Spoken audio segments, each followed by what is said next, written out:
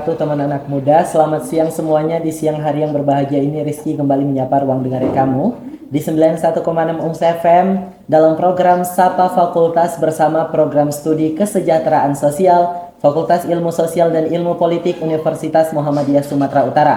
Dan teman anak muda, pada siang hari ini kita sudah berada di aula Fakultas Ilmu Sosial dan Ilmu Politik Universitas Muhammadiyah Sumatera Utara dan sudah hadir bersama kita Dr. Sahran Saputra SS MSOS selaku Ketua Program Studi Kesejahteraan Sosial FISIP UMSU. Kita sapa bersama. Assalamualaikum warahmatullahi wabarakatuh. Waalaikumsalam warahmatullahi wabarakatuh. Kabar baik Bapak hari ini? Alhamdulillah baik, sehat dan bahagia. Alhamdulillah. Dan teman anak muda, ada juga Kak Setio Ningro selaku salah satu mahasiswi dari Program Studi Kesejahteraan Sosial sekaligus menjadi Ketua Himpunan Mahasiswa Jurusan Kesejahteraan Sosial Fakultas Ilmu Sosial dan Ilmu Politik Universitas Muhammadiyah Sumatera Utara. Kita sapa bersama. Assalamualaikum warahmatullahi wabarakatuh, Kak. Waalaikumsalam warahmatullahi wabarakatuh. Kabar baik Kak hari ini? Alhamdulillah baik. Alhamdulillah. Dan teman anak muda, pada siang hari ini kita akan mengulas atau mengulik seputar program studi Kesejahteraan Sosial Fakultas Ilmu Sosial dan Ilmu Politik di Universitas Muhammadiyah Sumatera Utara. Dengan pertama kita akan ke Pak Sahran dulu selaku Ketua Program Studi. Pak, boleh diperkenalkan kepada teman anak muda yang sedang mendengarkan kita di rumah nih Pak, profil singkat dari Program Studi Kesejahteraan Sosial FISIP UMSU. Oke, baik. Nah, Prodi Kesejahteraan Sosial FISIP UMSU ini merupakan salah satu dari 3 prodi yang ada di FISIP UMSU. Alhamdulillah saat ini Prodi Kesejahteraan Sosial, kami nyebutnya Prodi Kesos, Prodi Kesos FISIP UMSU ini terakreditasi unggul, terakreditasi BAN PT berdasarkan SK BAN PT sampai Mei 2028. Nah, di FISIP UMSU kita di ruang pembelajarannya itu dihandle oleh dosen-dosen yang sangat kompetensi di bidangnya, dan alhamdulillah 90% dari dosen-dosen pengajar kita itu semuanya sudah menempuh pendidikan S3, doktor, sesuai dengan kepakaran masing-masing. Hanya satu lagi, Bang, yang belum dokter dan itu sudah menempuh pendidikan lanjut S3. Nah, selain itu, dosen-dosen kita tentu aktif bercatur dharma, karena kita di Muhammadiyah bercatur dharma, melakukan aktivitas pendidikan pengajaran, penelitian, pengabdian, kemudian beraktivitas di Al-Islam Kemuhammadiyahan. Semua dosen-dosen kita itu pakar dengan bidangnya masing-masing. Begitu juga dengan aktivitas di kemahasiswaan ya. Kebetulan kita di Kesos itu ada HMJ Kesos FISIP UMSU yang diketuai oleh Kak Setio, dan aktivitas cukup panjang. Jadi HMJ sebagai perpanjangan tangan kita di prodi untuk melakukan aktivitas di masyarakat, aktivitas pemberdayaan, penelitian, pengabdian. Itu mungkin singkat, nanti kita bisa diskusi lebih banyak. Oke, baik Pak. Mungkin apa saja keunggulan dari program studi kesejahteraan sosial sendiri, Pak? Mulai dari kurikulum, fasilitas, ataupun staf pengajarnya. Oke, tadi saya sudah sebutkan bahwa staf pengajar kita semuanya 90% sudah berpendidikan doktor S3. Nah, di kurikulum kita, sekarang kita menganut kurikulum OB ya, Outcome Based Education. Semuanya kita berbasis pada luaran, dan yang menariknya lagi bahwa aktivitas yang kita lakukan di ruang perkuliahan itu harus inline dengan isu-isu strategis yang ada sekarang. Misalnya apa? Di dalam perkuliahan itu, misalnya sekarang di era digital ya, ada satu mata kuliah kita itu terkait dengan digitalisasi, yaitu kewirausahaan sosial, kemudian pemanfaatan IT dalam pekerjaan sosial, kemudian dalam isu-isu strategis lainnya. Kita punya isu ekologi, misalnya ada mata kuliah ekologi di Prodi Kesos yang itu inline sekali dengan topik kekinian, climate change misalnya begitu. Belum lagi advokasi dan gerakan sosial. Jadi sebenarnya kita ingin menempah lulusan-lulusan kita itu menjadi praktisi-praktisi pekerja sosial yang profesional. Baik, kita beralih dulu Pak ke Kak Setio nih, selaku salah satu dari mahasiswa program studi Kesos. Boleh Kak diceritakan kepada teman anak muda yang sedang mendengarkan kita, motivasi Kakak untuk masuk ke program studi kesejahteraan sosial di FISIP UMSU? Iya benar. Untuk salah satu motivasi saya yang dari saya ingin untuk masuk kesejahteraan sosial ini dari saya sejak SMA Bang. Nah, jadi ini saya cerita sedikit ya. Jadi pas saat saya SMA itu memang udah menargetkan untuk ikut SMPTN, jalur undangan baik itu jalur komputer juga, itu saya udah nargetkan kesejahteraan sosial. Cuma pada saat itu eh, tidak lolos untuk ke PTN yang saya inginkan. Nah, tapi saya nggak patah semangat di situ, Bang. Saya tetap cari informasi, saya tetap cari beasiswa yang alhamdulillahnya UMSU menyediakan beasiswa yang bisa saya ambil kesempatan di situ dan saya tetap mengikutinya. Dan alhamdulillah saya lolos beasiswa dan masuk ke jurusan kesejahteraan sosial. Nah, kenapa saya tertarik sekali untuk masuk ke dalam jurusan kesejahteraan sosial ini? Salah satunya adalah saya memang tertarik pada pemberdayaan sosial. Jadi saya tertarik untuk bagaimana kita bukan hanya sekedar melihat isu-isu sosial, tetapi kita juga ikut berdampak dalam penyelesaian masalah-masalah sosial. Oke, boleh diceritakan Kak kepada teman anak muda keseruan Kakak selama berkuliah di kesejahteraan sosial FISIP UMSU? Nah, gini Bang, yang paling menarik. Nah, tentunya di dalam prodi Kesos ini sangat jurusan yang santai tetapi juga dia berdampak, dia bermakna. Jadi keseruan-keseruannya salah satunya adalah teman-temannya baik, walaupun jurusan kesejahteraan sosial ini dikenal sedikit, tetapi sedikit itu menguasai Bang. Jadi prodi Kesos ini walaupun sedikit, tetapi prestasi-prestasinya juga banyak dari tahun-tahun berikutnya sampai sekarang seperti itu Bang. Salah satunya lagi untuk keseruannya dosen-dosennya enjoy. Nah, jadi dosen-dosen di sini tuh nggak terlalu memfokuskan kepada teori-teori, tetapi juga membuka ruang diskusi kepada mahasiswanya seperti itu Bang. Oke, kita beralih dulu ke Pak Saran selaku Ketua Program Studi dari Kesos. Pak, menurut Pak bagaimana kurikulum program studi di kesejahteraan sosial bisa mendukung mahasiswanya itu lulus tepat waktu, Pak? Oke, nah di kita memang alhamdulillah kita salah satu prodi yang mahasiswanya lulus tepat waktu. 3 tahun 8 bulan bisa tamat. Kenapa begitu? Karena memang kita di luar misalnya kurikulumnya sudah kita susun sedemikian rupa. Misalnya nanti di semester 7 kita upayakan gitu masuk semester 7 seluruh mahasiswa itu yang sudah mencukupi SKS 110 SKS itu sudah bisa mengajukan judul. Dan kita akan pilih dosen-dosen yang sesuai dengan kepakaran dosennya masing-masing. Jadi misalnya si mahasiswa mengajukan judul tentang gerakan sosial, maka kita akan cari dosen yang kompeten di bidang gerakan sosial. Kalau mahasiswanya mengajukan judul terkait dengan isu gender dan anak, maka kita akan cari dosen yang kompeten dengan isu gender dan anak. Kenapa? Supaya nanti dalam diskusi antara dosen pembimbing dan mahasiswanya itu bisa sejalan, nyambung. Jadi kita selalu menekankan, selalu kita sampaikan kepada dosen-dosen kita bahwa berikanlah pelayanan terbaik bagi mahasiswa, jadikan mahasiswa sebagai sahabat, jangan menjadi dosen pembimbing yang momok, ya kan? Karena tugas akhir skripsi biasanya itu jadi momok bagi mahasiswa semester akhir ya. Dan alhamdulillah di Prodi Kesos kita nggak pernah nemukan yang seperti itu. Rata-rata alumni kita 3 tahun 8 bulan, paling lama 4 tahun itu sudah bisa selesai. Oke Pak, sejauh ini Pak, apakah mata kuliah dari program studi kesejahteraan sosial sendiri mendukung tercapainya lulusan yang berkompeten dan berkualitas, Pak? Oh ya, tentu. Tadi saya bilang bahwa sebenarnya di prodi kesejahteraan sosial ini kan kita menuju nanti pada profesi. Bahwa nanti kita akan melahirkan profesi-profesi pekerjaan sosial, dan di S1 kan sifatnya generalis ya, generalis. Apa saja kompetensi lulusan yang ingin dicapai? Profil lulusan yang pertama misalnya menjadi pekerja sosial yang profesional, walaupun nanti karena sekarang belum ada sekolah profesi ya, tapi nanti kita akan dorong alumni-alumni kita untuk mengikuti sertifikasi profesi pekerja sosial. Itu satu. Yang kedua, ada banyak alumni kita yang juga terlibat dalam pemerintahan. Karena apa? Karena keberadaan pekerja sosial itu juga dibutuhkan dalam menyusun perencanaan pembangunan. Kemudian nggak sedikit juga alumni kita yang bekerja di bawah Departemen Sosial, di bawah Kementerian Sosial. Ada pendamping PKH, kemudian ada pendamping anak, pendamping adiksi, lansia. Kenapa bisa begitu? Karena memang seluruh kurikulumnya kita sesuaikan dengan kebutuhan pasar yang ada, kebutuhan pekerjaan yang ada. Begitu. Oke, jadi sangat luar biasa ya Pak ya, lulusan-lulusan dari kesejahteraan sosial ini sangat berkualitas dan berkompeten gitu ya Pak. Iya.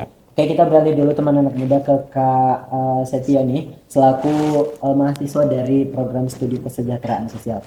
Kak, apakah ada prestasi ataupun pencapaian yang sudah kakak raih nih selama berkuliah di kesejahteraan sosial, ataupun yang sedang kakak raih gitu? Coba diceritakan kepada teman anak muda di rumah. Baik, Bang, terima kasih.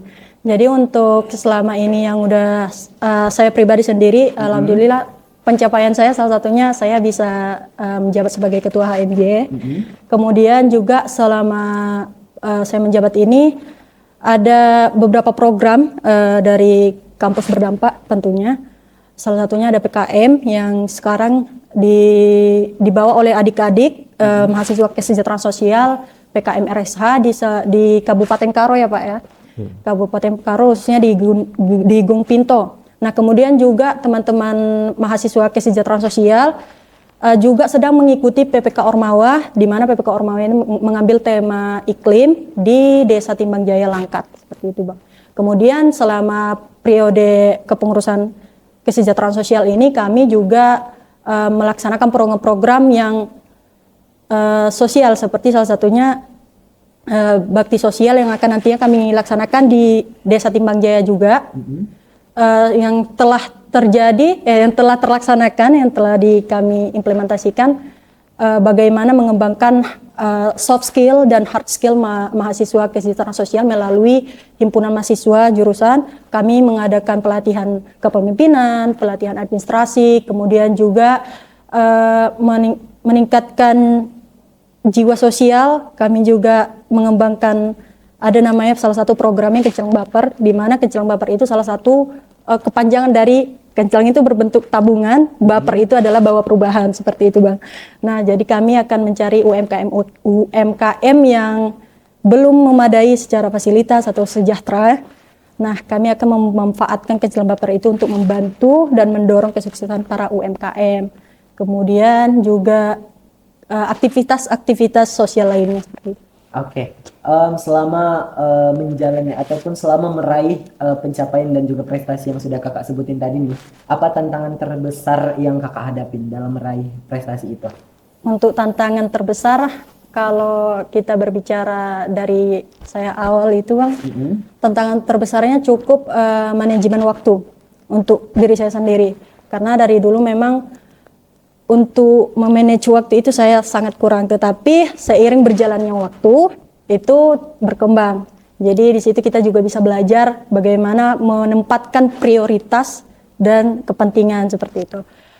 Kemudian tantangan selanjutnya adalah bentuk penyesuaian diri saya. Jadi kalau kita berbicara bagaimana mencocokkan si sifat-sifat atau ego-ego di dalam lingkungan. Jadi kita di situ bisa belajar. Makanya dulu saya ikut HMJ ini untuk meningkatkan itu. Jadi bagaimana saya bisa beradaptasi di lingkungan yang kepalanya itu pasti berbeda Bang. Jadi bisa bersatu di situ pemikirannya. Oke. Selama meraih prestasi pastinya ada sokongan dan dukungan Kak. Ya kan? Iya. Bagaimana kakak melihat dukungan dan sokongan dari program studi sendiri dalam kakak meraih prestasi itu? Alhamdulillah kalau misalnya di Prodi Kesejahteraan Sosial dukungan itu salah satu bentuk support system yang terbaik untuk menunjang keberhasilan prestasi-prestasi mahasiswa kesos khususnya dari Kaprodi, Sekprodi dan juga alumni-alumni daripada kesejahteraan sosial. Jadi mereka memberikan dukungan seperti bentuk in cash, in kind kepada adik-adiknya yang menjalankan atau sedang melaksanakan program-program lah seperti itu. Baik teman anak muda, kita beralih dulu ke Pak Saran selaku Ketua Program Studi dari Kesejahteraan Sosial FISIP Unsur. Pak, bagaimana Prodi sendiri menyiapkan mahasiswanya itu agar bisa bersaing di dunia kerja, dan kalau boleh tahu Pak, apa saja prospek kerja ataupun lulusan dari program studi kesejahteraan sosial Pak? Oke, baik. Apa upaya yang kami lakukan agar alumni-alumni kita itu siap untuk menghadapi dunia kerja? Nah, kita dari awal maba masuk kita dorong seluruh mahasiswa kita untuk beraktivitas di HMJ. Kenapa? Karena HMJ ini menjadi satu support system, satu circle yang positif. Ada banyak aktivitas tadi yang sudah disampaikan oleh Kak Setio di dalam HMJ itu, dan itu inline dengan seluruh mata kuliah yang kita ajarkan di ruang perkuliahan.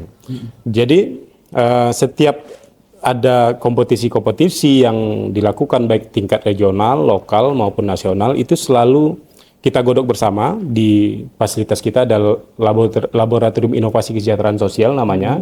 Di situ ide kita godok, kemudian kita cari di mana kelompok masyarakat sasarannya dan kita gandeng HMJ untuk penerapannya. Kenapa begitu? Supaya si mahasiswa kita bukan hanya mendapatkan teori di dalam ruang perkuliahan, tapi juga mampu mengimplementasikan teori itu di lapangan.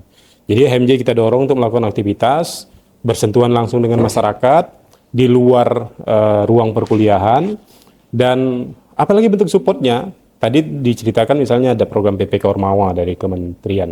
Bayangkan PPK Ormawa ini HMJ Kesos itu harus bersaing dengan 2.374 tim se-Indonesia untuk memperoleh pendanaan 295 tim dan HMJ Kesos salah satu diantaranya itu.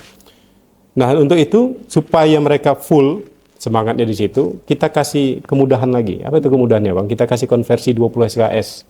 Kenapa? Karena mereka melakukan aktivitas pemberdayaan full selama 4 bulan di desa, hampir 1 semester.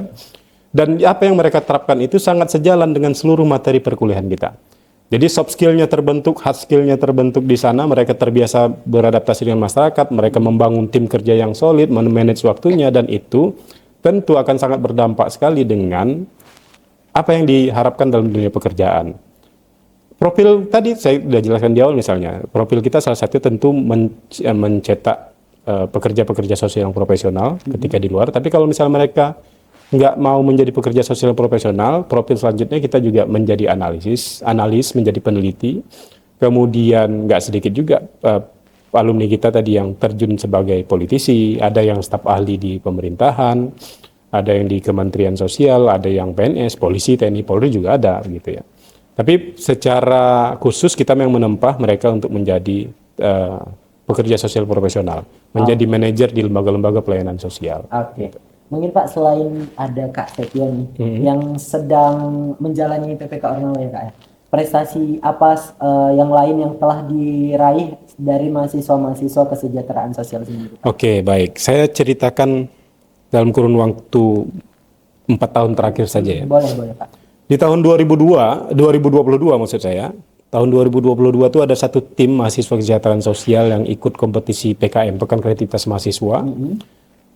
Ada satu tim, mereka ngambil skim PKM pemberdayaan masyarakat, kemudian lolos, mendapat pendanaan, berproses, kemudian ikut seleksi, lolos ke PIMNAS, Pekan Ilmiah Mahasiswa Nasional. Saat itu tuan rumahnya di Universitas Muhammadiyah Malang tahun 2022 dan alhamdulillah mendapat prestasi terbaik 1, mendapat medali emas. Itu yang pertama. Di tahun yang sama juga, tim dari mahasiswa kesejahteraan sosial mengikuti kompetisi yang namanya InnoVillage yang dilakukan oleh Telkom University dan alhamdulillah mendapat predikat terbaik 1 waktu itu, Best Appropriate Technology. Di tahun 2023 tim HMJ Kesejahteraan Sosial maksud saya 2 tim PKM juga dari mahasiswa kesejahteraan sosial itu mengikuti kompetisi PKM lagi, lolos PIMNAS, waktu itu tuan rumahnya di Universitas di Bandung, Unpad, Universitas Pajajaran, dan 2 tim itu dua-duanya memperoleh medali perak, 2 tim. Tahun 2023 HMJ Kesos lagi-lagi ikut kompetisi PPK Ormawa tahun 2024 maksudnya 2023 ikut kompetisi PPK Ormawa dan waktu itu memperoleh terbaik ketiga pemberdayaan masyarakat. Di 2024 HMJ Kesos lagi-lagi menang pendanaan program PPK Ormawa dan memperoleh 2 medali emas. 1 medali emas untuk tim pelaksana terbaik, yang kedua medali emas untuk Ormawa terbaik. Dan tahun ini 2025 HMJ Kesos lagi-lagi memperoleh pendanaan untuk program PPK Ormawa. Jadi kalau misalnya tahun ini mereka lolos abdi daya lagi, itu mungkin jadi apa tuh istilahnya 3 tahun berturut-turut ya, 3 tahun berturut-turut. Kita doakan bersama, mudah-mudahan tahun ini HMJ Kesos kembali bisa mengukir prestasi di level nasional. Kita doain bersama ya teman anak muda ya. Dan kalau tadi kita sudah membahas tentang prestasi dari mahasiswa-mahasiswi Prodi Kesos Pak, kalau untuk prestasi dosen sendiri apakah ada Pak, atau pencapaian dari dosen Kesos sendiri Pak? Oke, baik. Kalau mahasiswa berprestasi masa dosennya enggak gitu ya kira-kira ya. Oke. Saya mau ceritakan 3 tahun terakhir lah ya, 3 tahun terakhir. Tahun 2023 tadi yang saya bilang HMJ Kesos masuk abdi daya dan dosen pembimbingnya waktu itu kebetulan saya. Saya mendapat dosen dengan prestasi terbaik ketiga dengan pemahaman pemberdayaan masyarakat terbaik waktu itu nasional. tahun 2024 kebetulan karena 2023 saya dapat prestasi, 2024 saya diangkat menjadi salah satu bagian dari tim reviewer untuk program PPK Ormawa yang diselenggarakan oleh Kementerian Pendidikan Tinggi. Tahun 2024 tahun ini saya dipercaya oleh kementerian untuk memegang posisi sebagai ketua tim reviewer di program itu. Oke, itu saya. Dosen yang lain misalnya, kita baru melewati masa pilkada serentak kemarin ya. Iya. Dosen-dosen KSOS itu ada yang menjadi panelis, ada yang menjadi tim perumus, ada yang menjadi tim ahli di beberapa pasangan calon, ada yang menjadi moderator dalam debat pilkada dan segala macam. Dan saat ini semua tim kita itu juga bukan hanya beraktivitas di kampus, tapi juga beraktivitas di masyarakat. Ada banyak sekali ya yang dilakukan. Ada yang menjadi tenaga konsultan di pemerintahan, macam-macam lah. Saya kira kalau mau saya ceritakan, ini bulungan kertasnya panjang sekali ya, saya kira gitu. Baik Pak, kita beralih dulu ke Kak Setia nih, selaku mahasiswa dari program studi KSOS sendiri. Apa jangka pendek dan juga jangka panjang selama ataupun setelah kakak berkuliah di program studi kesejahteraan sosial, Kak? Kalau untuk kita bicara jangka pendeknya, saya selama di perkuliahan ini khususnya membentuk diri saya sih, membentuk diri saya untuk jadi pribadi yang peduli, care sama isu sosial, khususnya kalau dalam lingkungan HMJ karena saya juga berkecimpung di situ. Jangka pendek yang saya peroleh itu menjalin komunikasi yang baik, public speaking, kemudian juga berinteraksi dengan teman-teman yang lain lah, teman-teman sahabat-sahabat di Prodi Kesejahteraan Sosial, kemudian ikut terus belajar bagaimana mendalami apa itu kesejahteraan sosial. Kemudian untuk dalam jangka panjangnya, saya nanti ingin sekali bekerja di profesi yang profesional, khususnya di bidang kesejahteraan. Kemudian juga ingin sekali menargetkan diri saya bekerja di ranah misalnya lembaga-lembaga sosial, LSM, ataupun bidang-bidang sosial lainnya seperti itu. Oke, pastinya banyak sekali teman anak muda yang ingin seperti Kak Setia nih bisa meraih prestasi dan mungkin bisa menjadi ketua himpunan mahasiswa jurusan gitu. Boleh dong Kak dikasih tips dan pesan buat teman anak muda supaya bisa berprestasi juga seperti Kak Setia. Baik, untuk pesan kepada anak-anak muda khususnya maba-maba lah yang ingin masuk kesejahteraan sosial ataupun yang belum berminat, tolong apapun kesempatan yang ada di depan mata jangan abaikan, diambil, jangan takut untuk mencoba, jangan takut untuk berani memulai, jangan takut untuk nggak mencoba lah seperti itu, tapi tetap harus memulai. Karena rasa takut itu sebenarnya nggak bisa dilawan, tetapi kita bisa lewati seperti itu, Bang. Kemudian juga kalau misalnya teman-teman semua ingin belajar ilmu sosial sekaligus untuk nanti ya bakalan dipraktekkan, nanti ya bakalan diaplikasikan atau implementasikan, masuk Prodi KSOS adalah pilihan yang paling tepat. Karena di situ juga kita akan belajar mendalami ataupun belajar pengantar-pengantar kesejahteraan sosial, khususnya yang telah disampaikan oleh Pak Saran tadi, dosen-dosennya yang adalah dosen-dosen yang ahli di bidang sosial. Oke, baik, kita beralih dulu nih teman anak muda ke Pak Saran selaku ketua program studi dari KSOS. Pak, kalau tadi kita sudah mendengarkan banyak sekali dukungan dan sokongan yang sudah diberikan Prodi sendiri, boleh diceritakan Pak dukungan seperti apa yang diberikan Prodi untuk membantu mahasiswa dalam mengembangkan soft skill dan juga kemampuan-kemampuan mereka, Pak? Oke, saya kasih contoh langsung misalnya di dalam program PPK Ormawa yang sekarang lagi dijalani oleh mahasiswa. Ini contoh kecil aja misalnya. Jadi dari mulai diskusi awal, mereka menentukan desa yang akan dijadikan mitra dan kelompok masyarakat sasaran itu diskusinya di Prodi. Kenapa begitu? Kita akan lakukan seleksi, ya, seleksi desanya layak atau enggak nih untuk dijadikan kelompok masyarakat. Apa yang perlu dianalisis? Mereka harus turun dulu ke desa. Apa yang perlu digali masalah yang ada di desa. digali kebutuhan yang ada di desa, kemudian digali potensi yang ada di desa supaya programnya kontinuitas. Dan itu semua didiskusikan di prodi. Jadi prodinya harus support full untuk itu. Kemudian kalau mereka butuh bimbingan dosen, kita akan cari dosennya, gitu ya. Kebetulan karena tadi saya ketua tim reviewer, nggak boleh jadi dosen pembimbing tuh. Kalau tahun-tahun sebelumnya saya yang bimbing. Kita akan cari dosen yang kompeten dengan topiknya, baru mereka menentukan tuh. Jadi tadi sudah melakukan analisis masalah, kebutuhan dan potensi yang ada di desa, baru kita dirumuskan bersama, didiskusikan bersama dengan prodi. Apapun kebutuhan mereka itu kan kita support. Dari mulai tadi tentukan siapa dosen pembimbingnya supaya cocok dengan mereka, kemudian urusan administrasi tentu akan kita fasilitasi ya, Nah itu untuk program PP Kormawa. Bahkan ketika program itu berjalan, di program PP Kormawa itu kan kita mendorong lahirnya kemitraan multi pihak ya. Kita akan bantu kelompok mahasiswa untuk membuka jalur kemitraan dengan CSR yang ada, dengan pemerintahan, dengan media supaya sama-sama keroyokan membantu program ini. Terus misalnya di luar program PP Kormawa apa yang dilakukan prodi untuk mendorong hard skill dan soft skill mahasiswa misalnya. Di ruang-ruang perkuliahan itu kita latih mahasiswanya untuk memiliki nalar berpikir yang kritis, high order thinking skill. Ya, karena kurikulum kita tadi sudah OB ya. Itu penting kenapa? Kebiasaan kelompok mahasiswa di generasi sekarang itu kan malas membaca sehingga berpikirnya rentan pendek karena informasinya dari media sosial, dari sub movie dan segala macam.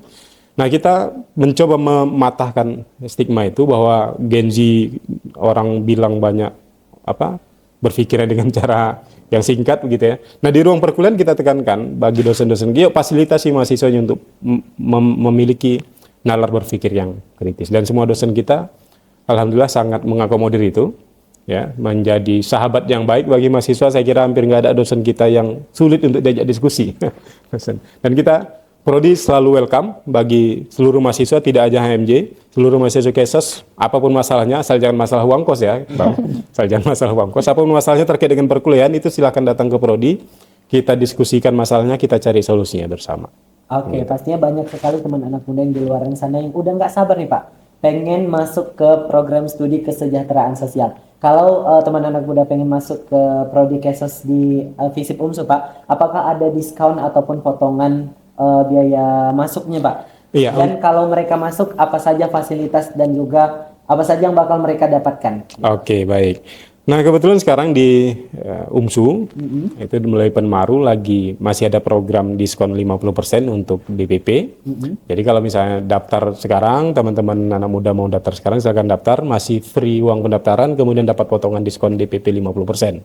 Kalau sudah masuk terus mengapain nanti? Yang pertama pasti akan jumpa saya, jumpa Kak Setio dan jumpa mahasiswa-mahasiswa KSOS lainnya, jumpa dosen-dosen lainnya. Nanti kita akan bimbing teman-teman menjadi mahasiswa yang unggul, mahasiswa yang berprestasi.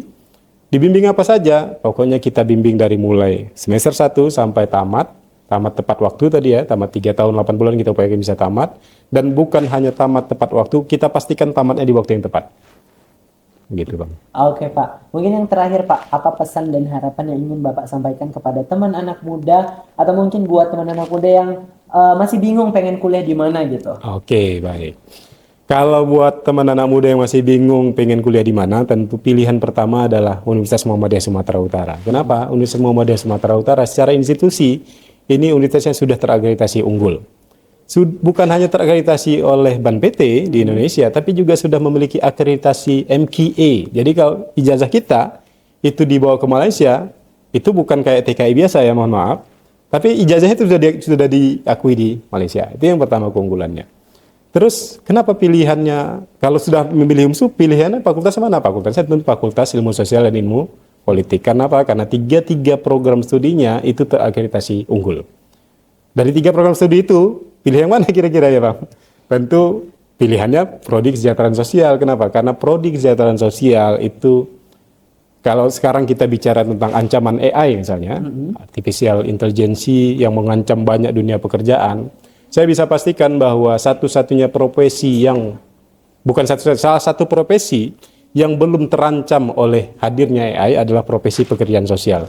Dan semakin berkembang, semakin maju negara ini, profesi kesejahteraan sosial tentu akan sangat dibutuhkan. Tidak jauh berbeda dengan negara-negara maju di mana profesi pekerja sosial sangat dibutuhkan di multi sektor, dan kita sekarang lagi meranjak untuk menjadi negara yang lebih maju. Tentu semakin maju negara ini, profesi ini akan semakin dibutuhkan. Dan ingat, kita hidup di atas bumi yang sama, di dunia yang sama.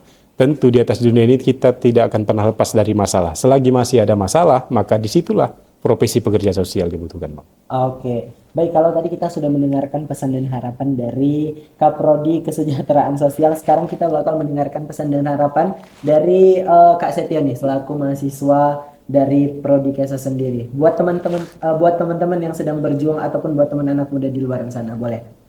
Baik, untuk dari saya, ada pun pesan-pesan yang ingin saya sampaikan kepada teman-teman yang khususnya lagi berjuang ataupun lagi berusaha.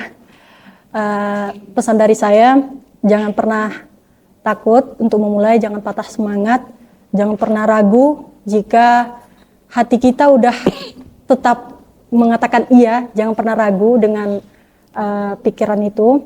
Kemudian juga saya berpesan bahwasanya kalau misalnya adik-adik ingin, khususnya anak-anak calon maba yang ingin masuk ke kesejahteraan sosial, kakak-kakaknya semua welcome sama adik-adik, pasti bakalan dirangkul, pasti bakalan dibimbing lagi. Kemudian juga kalau misalnya di jurusan-jurusan lain mempunyai laboratorium, kalau di kita nggak ada.